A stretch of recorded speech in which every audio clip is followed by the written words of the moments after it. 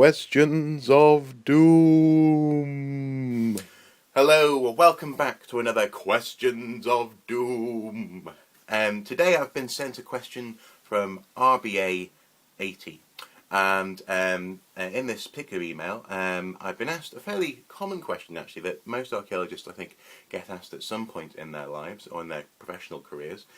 That is, what is my favourite era?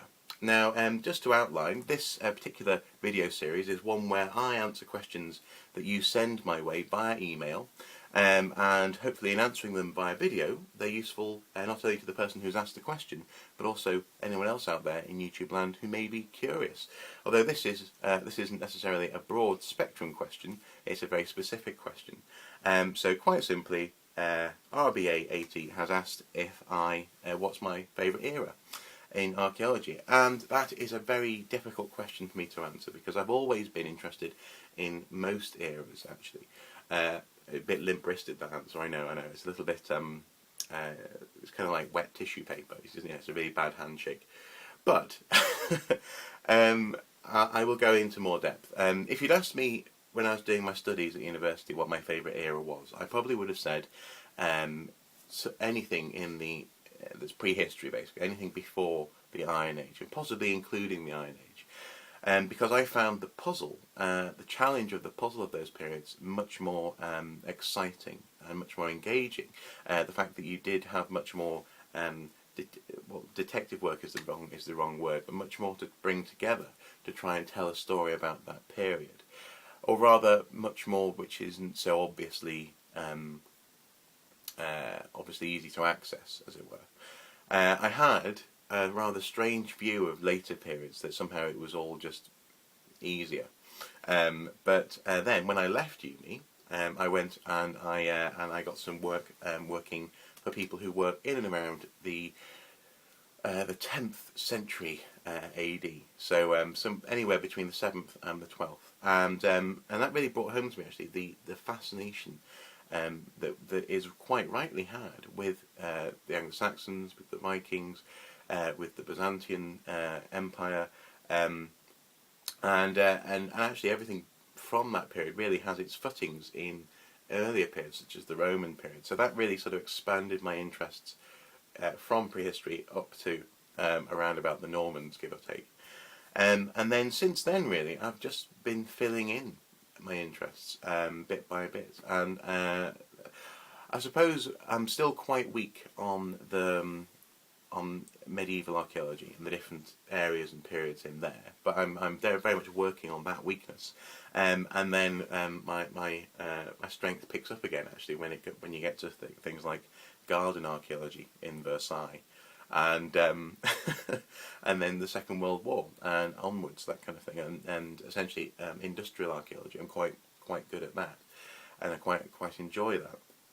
So I suppose it's something which has changed. I guess it's a little bit like asking someone what's their favourite song.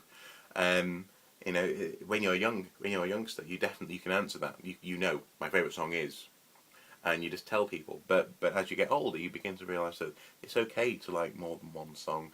And at the moment, I must admit, I have an eclectic musical taste as well as an eclectic archaeological taste.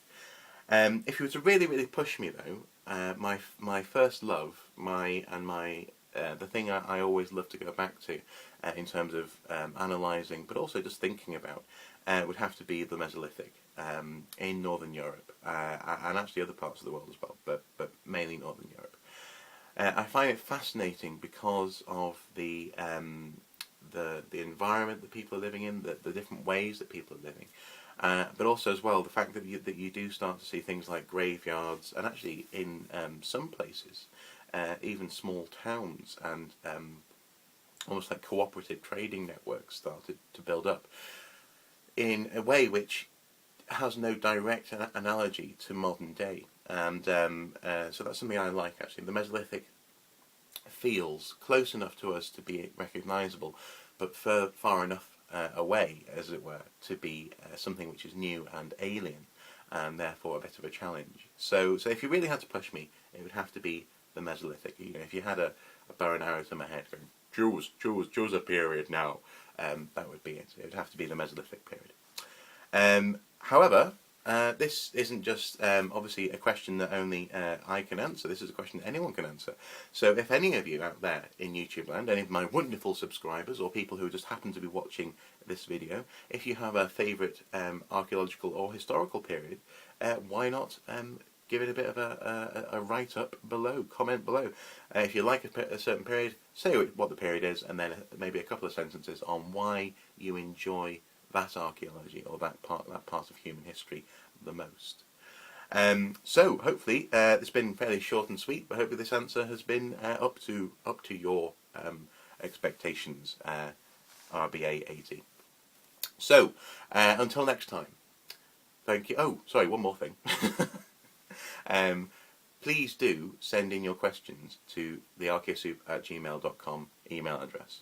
Yeah, the email address is about to appear at the end of the video. So until next time, thank you very much.